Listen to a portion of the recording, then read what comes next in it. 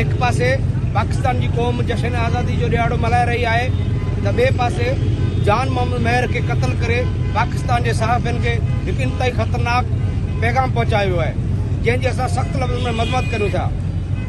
पाण सभिनी खे ख़बर है तो पाकिस्तान में जेके सहाफ़ी आहिनि उहे न पाकिस्तान में महफ़ूज़ आहिनि न ॿियनि मुल्कनि में महफ़ूज़ आहिनि। केतिरा ई सहाफ़ी मुल्क छॾे विया, पर उन्हनि खे ॿाहिरि मुल्कनि में बि ॻोल्हे ॻोल्हे मारियो वियो ऐं रियासत पाकिस्तान ॾींहों ॾींहुं पाकिस्तान जी सहाफ़त लाइ ख़तरनाक इलाइक़ो बणिजंदो पियो वञे। इन जंहिंजे लाइ रियासत के कौम के इस्टेब्लिशमेंट के सभिनी सियासतदाननि खे सोचणु खपे ऐं जान मोहम्मद मेहर जे कातिलनि की गिरफ़्तारी लाइ असीं सख़्तु मुतालबो था कयूं त उन्हनि जे कातिलनि खे फौरी तौर ते गिरफ़्तार करे सहाफ़ियुनि खे इंसाफ़ मुहैया कयो वञे। सखर जे सीनियर सहाफ़ी जान मोहम्मद मेहर जे बेरहम क़त्ल ख़िलाफ़ मिठी में भी सहाफ़ियुनि समाजी सियासी अॻुवाननि वकीलनि तोड़े सिविल सोसाइटी पारां एहतजाजी मुज़ाहिरो कयो वियो, जेको प्रेस क्लब मिठी खां थींदो कश्मीर चौक मिठी ते पहुतो।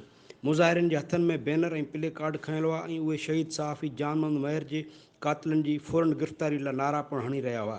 मुज़ाहिरे खे पीपी अॻुवान कामरेड नंदलाल माली, प्रेस क्लब मिठी जे सदर खाटाऊ जानी, शाहनवाज़ हिंगोरजो, श्याम सुंदर, आशिक़ बजीर, मुमताज़ नोड़ो, एजाज़ बजीर, पहलाज भील, कंवर अमर ऐं ॿियनि ख़िताब कयो ऐं जान मोहम्मद मेहर जे कातिलनि जी फौरन गिरफ़्तारी जो मुतालबो कंदे हिन वाक़े जी सख़्त लफ़्ज़ में मज़म्मत पिणु कई।